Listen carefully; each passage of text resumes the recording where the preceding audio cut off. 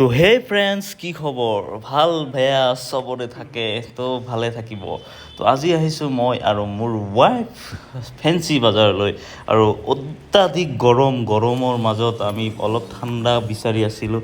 তাৰ বাবে ভাবিলোঁ যে নেমু চৰ্বত বনাই খাওঁ নেকি। তো আমিতো বনাব নোৱাৰিম, ৰাস্তাত কেনেকৈ বনাম? ইমান যোগাৰ পাতি লৈ তো ফুৰিব নোৱাৰোঁ নহয়।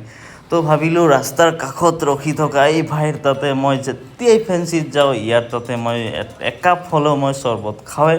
তো ভাবিলোঁ সিদিনাও খাওঁ। এনেকুৱা টেষ্টি বনাই ভাই, কি প্ৰচেছত বনাই আপোনালোকে ভিডিঅ'ত চাব পাৰি আছে।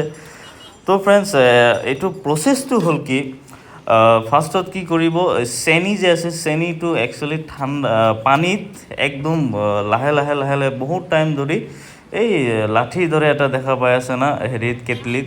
তো সেই লাঠি দি অলপ মাৰি থাকিব মাৰি মিক্স কৰিব চেনিবিলাক পানীৰ লগত।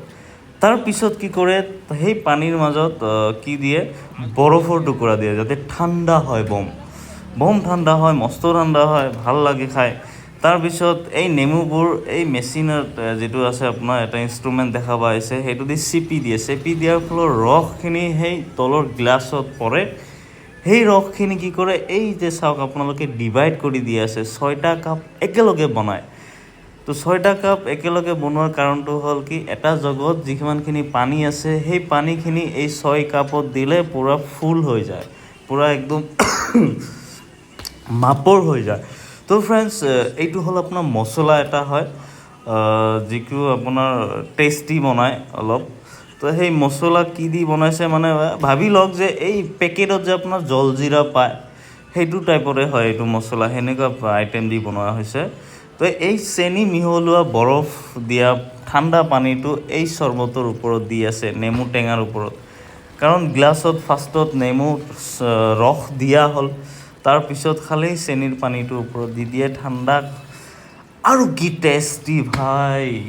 আপোনালোকে যদি কেতিয়াবা ফেঞ্চিত যায়, তো ফেঞ্চিত গ'লে সোমাই আপোনাৰ যিকোনো এটা নেমু চৰ্বতৰ দোকানত যায় চৰ্বত খাব। এইটো মোৰ কমপ্লিট হ'ল, এইটো মোৰ হাতৰ চৰ্বত, আমি খাম এতিয়া। আপোনালোকৰ ৰস উঠিলে বেয়া নাপাব। দিয়ক, আজিৰ কাৰণে ইমানতে, বাকী লগ পাম নেক্সট ভিডিঅ'ত। Bye bye.